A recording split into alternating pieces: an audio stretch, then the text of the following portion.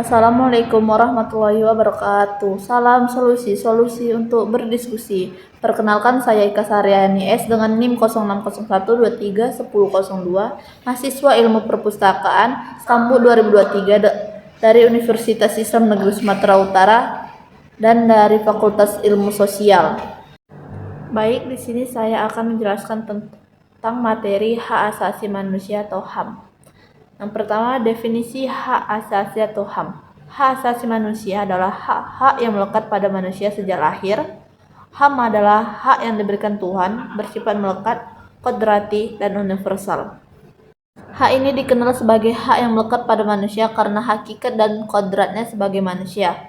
HAM tidak bisa dirampas dan merupakan hak yang dimiliki setiap individu tanpa memandang suku, bangsa, ras, agama, dan status sosial. Hak asasi manusia adalah hak yang diperoleh seseorang dan sifatnya universal dan tidak dapat dicabut. Perkembangan pemikiran HAM. Pada masa kemerdekaan Indonesia tahun 1945, pemahaman HAM masih terbatas pada hak untuk merdeka, hak kebebasan berserikat, dan kebebasan berpendapat. Namun setelah itu pemahaman HAM berkembang dengan pembuatan perundang-undangan terkait pemberlakuan HAM dalam kehidupan sehari-hari. Pada masa kini, pemikiran HAM terus berperilaku dengan pemerintah dan masyarakat berkontribusi dengan memperkuat pemberlakuan HAM. Komisi Nasional Hak Asasi Manusia atau Komnas HAM di Indonesia bertugas meningkatkan perlindungan HAM dalam negeri. Adapun peristiwa penting HAM di Indonesia. Yang pertama, Magna Carta adalah piagam perjanjian antara Raja Inggris dan para bangsawan Inggris yang berisi pemberian jaminan beberapa hak oleh raja kepada para bangsawan dan keturunannya, seperti hak untuk tidak dipenjarakan tanpa adanya pemeriksaan pengadilan. Yang kedua, Revolusi Amerika adalah perang kemerdekaan Amerika Serikat saat melawan penjajahan Inggris yang menyebabkan dibuatnya deklarasi kemerdekaan dan Amerika Serikat menjadi negara merdeka. Yang ketiga, Revolusi Prancis adalah revolusi yang mendorong perubahan yang menjadi dasar hukum konstitusional di Inggris. Lalu, hubungan pemerintah dan masyarakat dalam hak asasi manusia. Hubungan antara pemerintah dan masyarakat dalam hak asasi manusia merupakan bagian dari sistem pemerintahan yang bertujuan untuk melindungi dan memperjuangkan hak asasi manusia. Dalam hubungan ini, pemerintah dan masyarakat bekerja sama untuk menciptakan masyarakat yang lebih adil, inklusif, dan berdaya. Hubungan antara pemerintah dan masyarakat dalam HAM dapat diteruskan melalui berbagai medium seperti media massa, pengadilan HAM, dan komisi HAM. Dalam hubungan ini, pemerintah dan masyarakat harus berkomunikasi efektif menghadapi tantangan seperti ketidaksetaraan akses, korupsi, dan konflik kepentingan, dan menggunakan upaya seperti meningkatkan transparansi, mendorong keterbukaan, akuntabilitas, dan memperkuat partisipasi masyarakat untuk meningkatkan hubungan mereka. Lalu ada tugas Komisi Nasional Hak Asasi Manusia di Indonesia. Tugas Komisi Nasional Hak Asasi Manusia atau Komnas HAM di Indonesia meliputi fungsi mediasi, pengamatan pelaksanaan hak asasi manusia, penyelidikan dan pemeriksaan, pemantauan, dan penyuluhan. Komnas HAM juga memiliki tugas untuk memberikan saran, pertimbangan, dan gagasan kepada lembaga yang terkait. Namun, Komnas HAM hanya berperan sebagai perisai yang memberikan pendapat, merekomendasi, dan mengajukan saran atau gagasan, dan tidak memiliki kewenangan untuk berperan lebih dari apa yang tercantumkan dalam Undang-Undang Nomor 39 Tahun 1999 tentang Hak Asasi dan Manusia. Hukum hak asasi manusia di Indonesia terdiri dari berbagai perundang-undangan, konvensional, dan doktrin hukum yang berkaitan dengan hak asasi manusia. Berikut ini adalah beberapa tingkat hukum yang berhubungan dengan HAM di Indonesia dengan Undang-Undang Dasar 1945.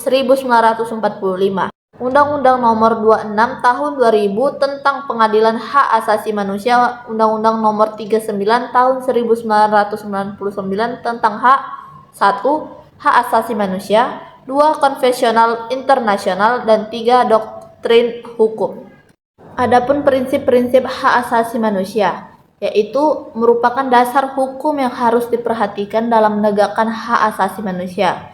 Berikut ini adalah beberapa prinsip-prinsip HAM. Yang pertama, hak asasi manusia adalah hak yang melekat pada setiap individu. Yang kedua, hak asasi manusia adalah nilai dasar. Ketiga, hak asasi manusia adalah universal. Keempat, orientasi seksual dan identitas gender merupakan bagian integral. Yang kelima, hak asasi manusia mengatur kebebasan dan perlindungan dasar manusia. Keenam, hak asasi manusia perlu dilindungi secara universal. Dan ketujuh, hak asasi manusia diatur dalam perundang-undangan. Dan yang terakhir, yang ke-8 adalah hak asasi manusia memiliki prinsip-prinsip yang sah. Kesimpulannya adalah pemikiran HAM di Indonesia ada bahwa HAM adalah hak yang melekat pada setiap individu sejak lahir dan tidak dapat dihilangkan, melekat pada martabat setiap manusia. HAM di Indonesia diatur sebagai hukum termasuk Undang-Undang Dasar 1945, Undang-Undang Nomor 39 Tahun 1999 tentang Hak Asasi Manusia dan Undang-Undang Nomor 26 Tahun 2000 tentang Pengadilan Hak Asasi Manusia. Pemikiran HAM telah mengalami perubahan dan perkembangan selama bertahun-tahun. Dan untuk memperkuat penegakan HAM, pemerintah perlu lebih proaktif dalam mengkaji dan membahas instrumen HAM internasional yang belum diratifikasi. Penegakan HAM juga perlu disesuaikan dengan nilai-nilai budaya dan Pancasila sebagai ideologi bangsa Indonesia.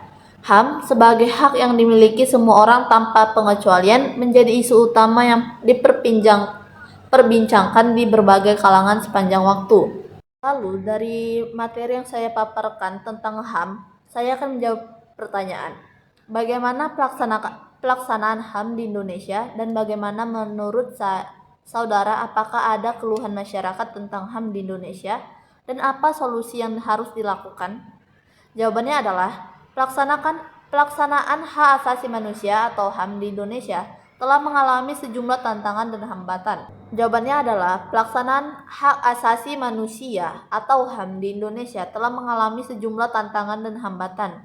Meskipun Indonesia mempunyai kewajiban untuk melindungi dan menghormati hak asasi warga negaranya, namun implementasi hak-hak tersebut tampaknya kurang efektif. Meskipun banyak kemajuan yang telah dicapai dalam perlindungan hak asasi manusia, pengaduan masyarakat mengenai pelanggaran hak asasi manusia masih terjadi di berbagai bidang, seperti kebebasan berekspresi, hak atas tanah, perlakuan diskriminatif terhadap kelompok minoritas, dan penerapan hukum yang tidak adil terus dikeluhkan. Beberapa kasus pelanggaran HAM berat di masa lalu, seperti kasus G30 SPKI, penembakan misterius dan pembunuhan aktivis HAM Munir masih belum terselesaikan. Komisi Nasional Hak Asasi Manusia atau Komnas HAM telah menyelesaikan sejumlah kasus, namun masih banyak kendala dalam penerapan undang-undang tersebut. Untuk mengatasi keluhan masyarakat mengenai hak asasi manusia, diperlukan sebuah tindakan. Solusi yang perlu diterapkan adalah meningkatkan kesadaran dan partisipasi masyarakat sipil dalam proses pengambilan keputusan. Pemerintah harus lebih transparan dan bertanggung jawab dalam pengelolaan keuangan dan sumber daya negara. Perlindungan terhadap korban pelanggaran HAM harus diperkuat dan penegakan hukum harus lebih efektif. Selain itu, penguatan institusi penegakan hukum dan mekanisme pemantau independen dapat membantu penegakan hak asasi manusia secara lebih efektif. Diperlukan juga keterlibatan aktif dari pemerintah, masyarakat sipil, dan seluruh pemangku kepentingan untuk bekerja sama memastikan perlindungan hak asasi manusia yang lebih baik di Indonesia. Dengan begitu, masyarakat bisa lebih percaya terhadap sistem hukum dan pemerintahan yang ada di Indonesia. Penerapan HAM juga harus bertujuan untuk mensejahterakan masyarakat, tidak hanya fokus pada aspek hukum saja. Dengan cara ini, hak asasi manusia dapat menjadi landasan yang lebih efektif untuk meningkatkan kualitas hidup masyarakat dan menjaga keamanan serta kesejahteraan nasional. Melalui langkah-langkah proaktif dan kolaboratif ini, diharapkan penerapan hak asasi manusia di Indonesia dapat ditingkatkan dan dipertahankan demi keadilan dan kesejahteraan seluruh rakyat Indonesia. Sekian video dari materi yang telah saya paparkan. Bila ada salah kata, saya mohon maaf. Assalamualaikum warahmatullahi wabarakatuh.